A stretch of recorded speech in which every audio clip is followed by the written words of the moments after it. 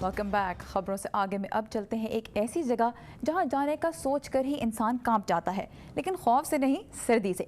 हम बात कर रहे हैं आर्कटिक या कुतबी इलाके की, जहां हज़ारों साल पुरानी बर्फ़ की तह दर तह चट्टानें हैं और अक्सर इलाकों में कई महीनों तक सूरज नहीं निकलता। आर्कटिक की सर्द हवाओं में ज़िंदगी कैसे गुजारी जाती है, इस पर अब्दुल अजीज़ खान ने आपके लिए एक सीरीज़ तैयार की है और उसके पहले हिस्से में हमारी टीम जा रही है आर्कटिक के सूरज की तलाश में।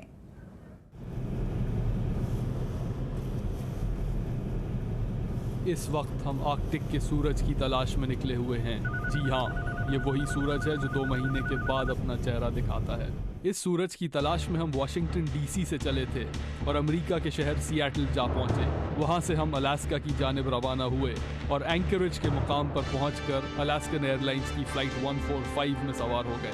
अलास्का के शहर फेयरबैंक्स पहुंचकर फ़्लाइट 145 से मुसाफिर उतर गए और ये जहाज़ एक माल बरदार तैयारे में तब्दील हो गया।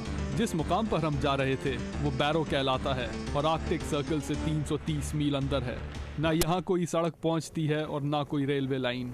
यहाँ पहुँचने का सिर्फ एक रास्ता है और वो है अलास्कन एयरलाइंस की फ़्लाइट 145। जिस गाड़ी में हम सफ़र कर रहे हैं उसके शीशे सर्दी से चटक चुके हैं। बाहर का दर्जा हरारत ऐसा है कि बर्फ़ानी लिबास के बावजूद हम सिर्फ 10 से 15 मिनट रह सकते हैं। दोपहर का 1:30 बजने वाला है और चारों तरफ खासी रोशनी हो चुकी है, मगर सूरज का कोई नामो निशान नहीं। आखिर कहाँ है ये सूरज और इसके बगैर ज़िंदगी कैसे गुजरती होगी? ये जानने के लिए हमने दौरा किया बैरो की इमरजेंसी इवैक्यूएशन फैसिलिटी का।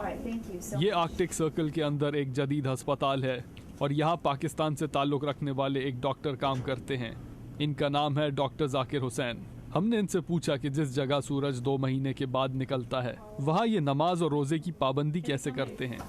रमज़ान जो है ना वो वाकई वेरी डिफ़िकल्ट। इसमें तकरीबन 24 आवर जो है वो डे था। चंद घंटों के लिए सूरज ग़ुरूब होता था। तो रिकमेंडेशन तो ये है कि क्लोजेस्ट सिटी जिस तरह सिएटल है या एंकरेज उसको फॉलो करें। डॉक्टर जाकिर ने हमें बताया कि आर्कटिक सर्कल के अंदर जब 2 महीने की रात होती है तो एस्कीमो कम्युनिटी में मायूसी छा जाती है। यहाँ पर डिप्रेशन काफ़ी है, तो स्पेशली ये बढ़ जाता है जब 24 घंटे की रात शुरू होती है और जब सूरज आने लगता है तो फिर वो भी बेहतर हो जाते हैं। हमारी गाड़ी से जो बर्फानी रेगिस्तान नज़र आ रहा है वो दरअसल समंदर है जो जम चुका है।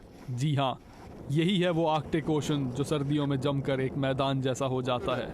और जैसा कि आप देख रहे हैं ये पूरा समंदर फ्रीज हो चुका है। इसकी लहरें भी आपको जमी हुई नजर आएंगी और मेरी उंगलियां बुरी तरह से फ्रीज हो रही हैं। इस वजह से हमें वापस अपनी गाड़ी की तरफ भागना है। चलो भागो आप। चल चल चल चल चल। इसी समंदर के दूसरे किनारे से वो सूरज निकला जिसका हमको इंतजार था।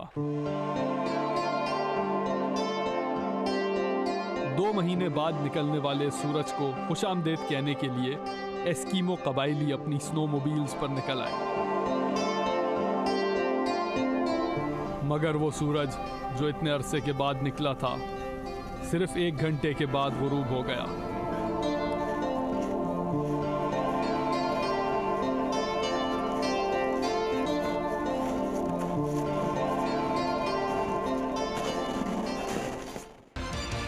खबरों से आगे में अब देखिए पाकिस्तान के अहम मामलात पर आपकी अपनी राय। हम रख रहे हैं आपके सामने पाकिस्तान को दरपेश चैलेंजेस, जिनके हल के लिए आप अपनी तजावीज़ हमें भेज सकते हैं फेसबुक पर तहरीरी और वीडियो पैगामात के जरिए।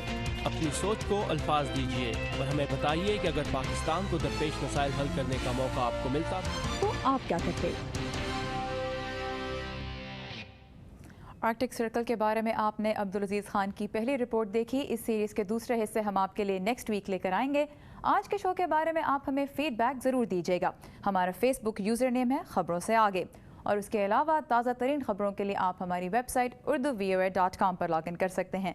अब हमें इजाज़त दीजिए और आप देखिए व्हाइट हाउस के सामने वाशिंगटन डीसी के नेशनल क्रिसमस ट्री की जगमगाती रोशनियाँ।